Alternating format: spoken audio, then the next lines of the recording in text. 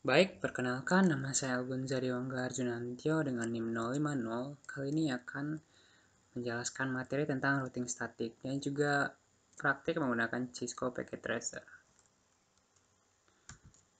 Nah, yang pertama, apa itu routing statik? Routing statik adalah jenis routing yang dilakukan admin atau pengelola jaringan untuk mengkonfigurasi informasi tentang jaringan yang dituju secara manual. Ciri-ciri dari routing statik ini yakni jalur spesifik ditentukan oleh admin jaringan, serta pengisian tabel routing dilakukan secara manual oleh admin jaringan. Selain itu, penggunaan routing statik dalam sebuah jaringan yang kecil tentu bukanlah suatu masalah. Hanya beberapa entry yang perlu diisikan pada forwarding table di setiap router. Namun Anda tentu dapat membayangkan bagaimana jika harus melengkapi forwarding table di setiap router yang jumlahnya tidak sedikit dalam jaringan yang besar. Yakni routernya itu banyak jumlahnya, lebih dari 3, lebih dari 5, tentu harus setting satu-satu dan itu akan merepotkan. Nah, untuk praktiknya di sini kita menggunakan Cisco Packet Tracer. Kita buat dulu skenario-nya. Yakni terdapat 4 buah PC dengan 2 jaringan yang berbeda. PC1, PC2, PC3, dan PC4. Ini kita hapus saja. Kemudian ada switch yang menghubungkan satu jaringan.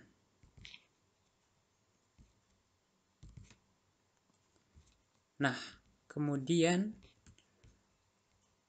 ada router juga yang menghubungkan 2 jaringan yang berbeda.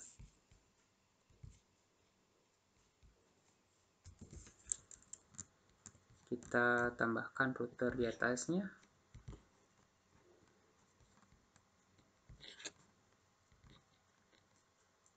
Satu, router 2. Biar simple.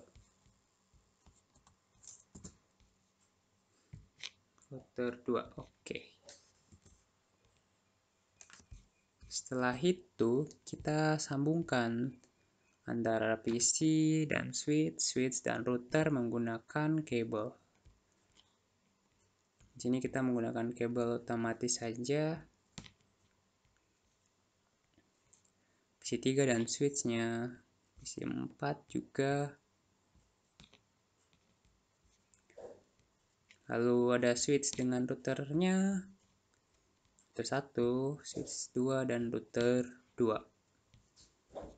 Nah, kalau antara router 1 dan router 2 ini kita menggunakan kabel tembaga atau chopper crossover.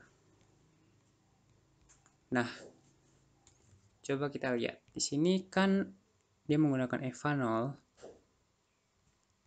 Maka kita menghubungkan router 1 dan router 2 ini menggunakan EVA 1. Karena EVA 1 belum dipakai. Setelah itu kita hidupkan. Nah, di sini kalau kita keluar EVA 1. Kita hidupkan EVA 0 dan EVA 1-nya. EVA itu Fast Ethernet.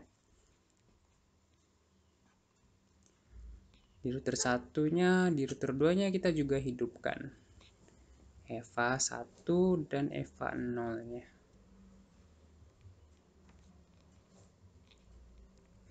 Nah, sambil menunggu semuanya udah dihidupkan semuanya, kita setting IP di masing-masing PC saja dulu.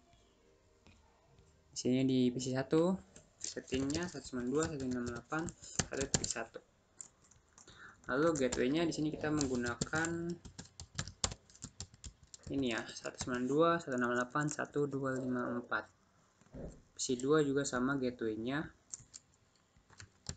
Kalau IP address-nya menggunakan 1.2. Kita isikan gateway yang sama.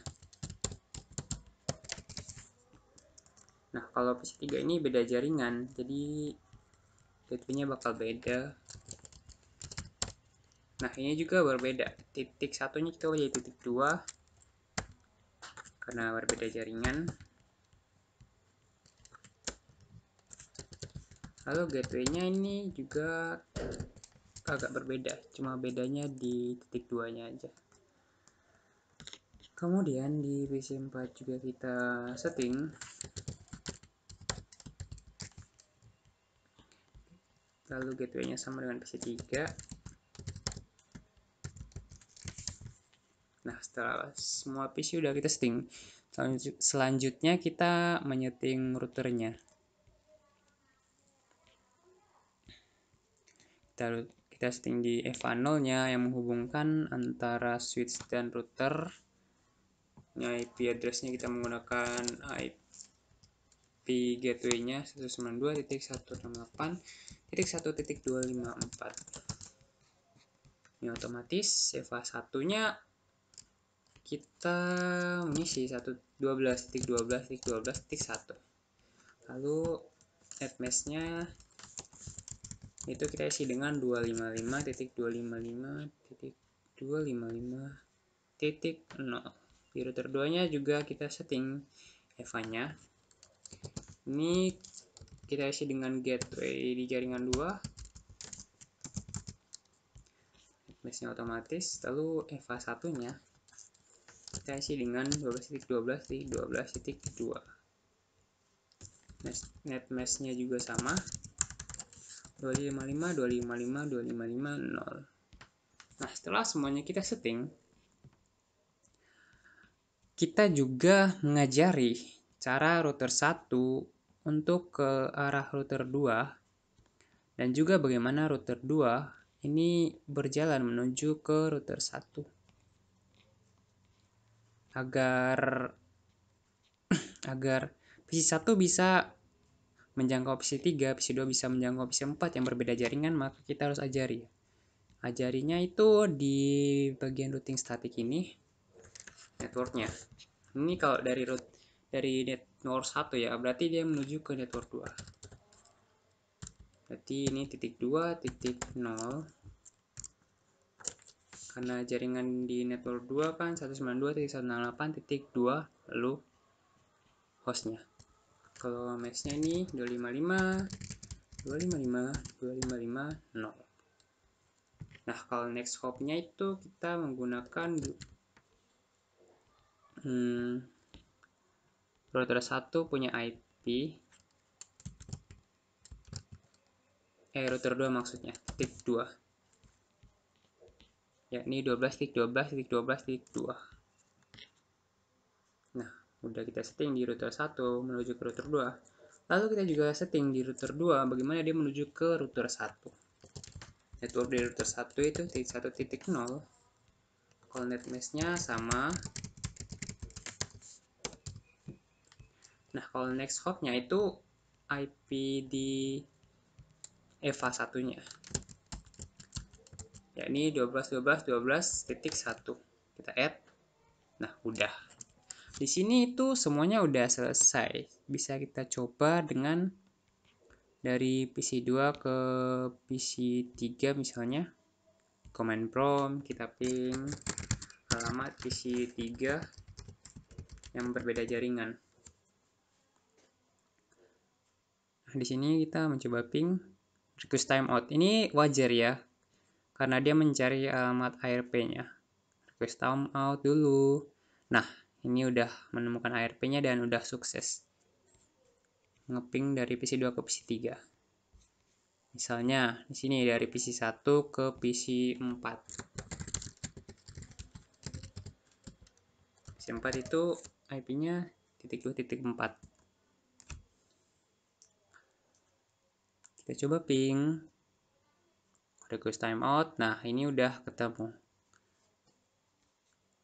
Setelah itu kita coba pakai tracer atau menelusuri menuju ke PC3.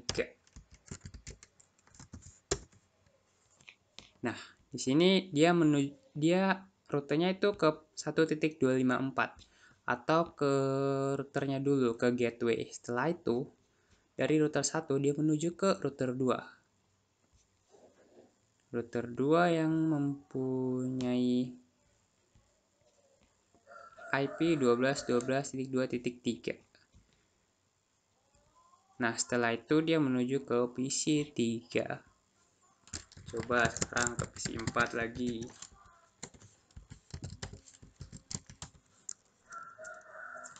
Sama juga. Pertama dia ke router yang memiliki IP gateway 254, kemudian dia ke router 2 yang memiliki IP 12.12.12.2. Lalu setelah itu menuju ke PC 4. Nah, karena tadi kita udah menelusuri secara manual, sekarang kita menelusuri secara simulasi. Di sini kita show none, lalu kita centang ICMP-nya saja. Nah, di sini misalnya kita mengirim pesan dari PC 2 ke PC 4.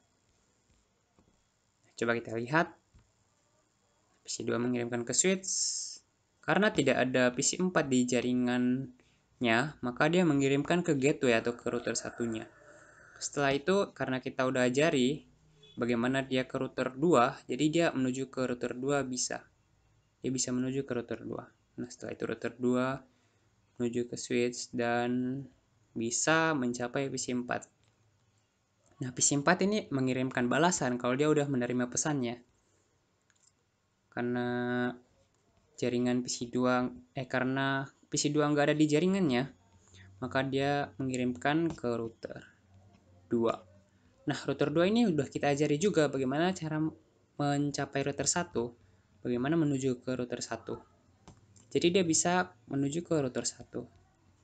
Setelah itu router 1 mengirimkan balasan dari PC 4 ke PC 2. Di sini udah sukses ya routing statiknya.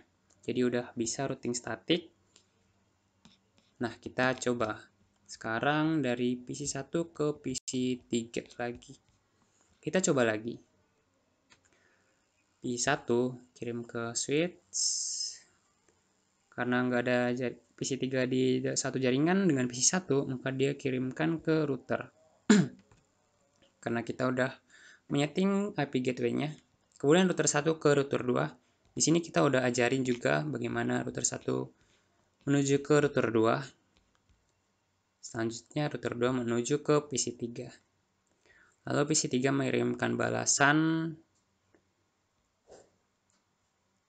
karena PC 1 nggak ada di jaringannya, dia mengirimkan ke IP gateway dari router 2. Lalu router 2 juga udah tahu nih bagaimana menuju ke router 1. Karena tadi kita udah ajarin, lalu PC 1 mengirimkan balasan dan PC 1 menerima balasan kalau PC 3 udah menerima. Dan udah sukses. Jadi routing static di sini udah berhasil ya. Jadi saya kira itu saja penjelasan dari saya mengenai routing statik. Jika ada salah kata dan kekurangan saya mohon maaf. Sekian dan terima kasih.